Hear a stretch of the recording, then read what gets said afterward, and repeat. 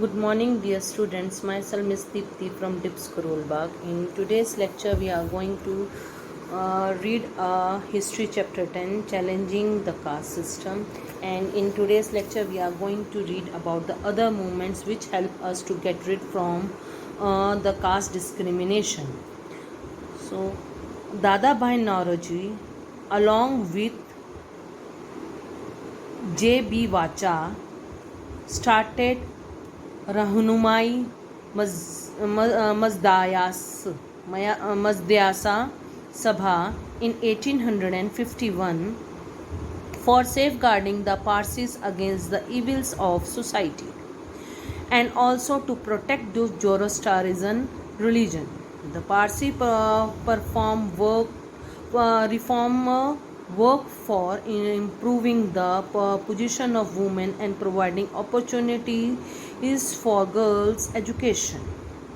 So, दादा भाई Naoroji and जेबी वाचा जो थे, इन दो ये पारसी समुदाय में वेल एजुकेटेड एंड लोग थे और ये लोग ये चाहते थे कि सोसाइटी में पारसी सोसाइटी में भी चेंजेस लेके आए उस सोसाइटी में।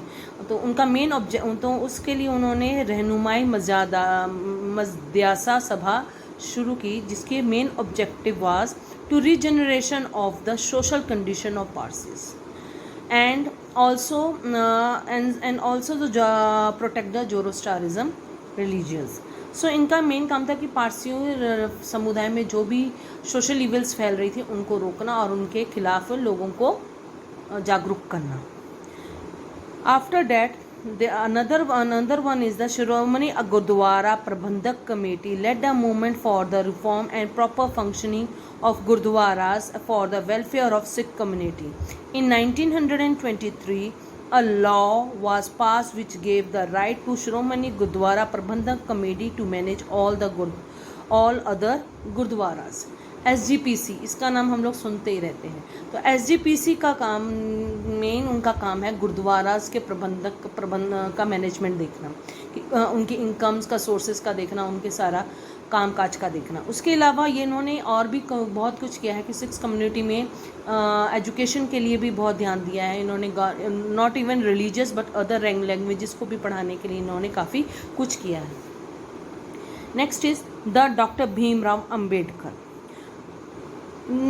called the architect of Indian Constitution, devote his life to fighting against caste discrimination. He started Bahishkrit Hitkarni Sabha, which protect the economic and social upliftment of deprived caste of people. Deprived का मतलब होता है जो बहुत पीछे भी रह गई हों, जिनको कोई पूछता ना हो, that. सो उनके लिए उन्होंने काम करना शुरू किया था. बट वी आर अवेयर कि डॉक्टर भीमराव अंबेडकर एक छोटी जाति से बिलोंग करते थे और उनको पता था कि भी कास्ट ये सिस्टम के कारण लोगों के साथ में कितना भेदभाव होता है. तो उन्होंने इसके खिलाफ बहुत आवाज़ उठाई और उन्होंने तभी ये सभा बनाई थी जिसमें उन्होंने जितने भी अनटचेबल लोग थे उनको उनकी सोशल इकोनॉमिक राइट्स के बारे में जागरूक करने की कोशिश की. And as well as government को भी उन्होंने कंपेल किया और उनको अनटचेबल कम्युनिटीज़ की प्रॉब्लम्स के बारे में गवर्नमेंट को अवेयर किया.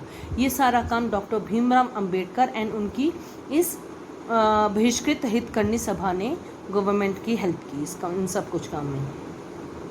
सो they have even the British ruled the government to the free India took up the task of eradicating का मतलब होता है get rid of, eradicating the evils in the society. Untouchability was made punishable by law according to Article 17. और doctor Bhimrao Ambedkar के कारण ही ये संभव हो पाया कि कॉन्स्टिट्यूशन में उन्होंने ये एक आर्टिकल 17 इंट्रोड्यूस किया जिसमें अनटचेबिलिटी को करने वाले को पनिशेबल लॉ बना दिया कि कोई जो भी किसी के साथ में डिस्क्रिमिनेशन करता हुआ on the basis of caste, religion, anything, किसी भी चीज़ पर डिस्क्रिमिनेशन करता है तो उसको पनिशमेंट लॉ उसको पनिशमेंट देगा. ऐसा उन्होंने ये प्रावधान रख दिया संविधान में.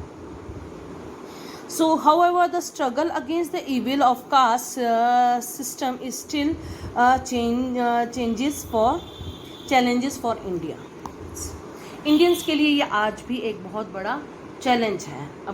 अब उतना बड़ा चैलेंज नहीं रहा जो 18 और अर्ली 19th सेंचुरी में थे. 21st सेंचुरी में इसकी ये कम हुआ है, बट स्टिल कई स्टेट्स हैं जहाँ पर आज भी अनटचेबिलिटी चल रही है.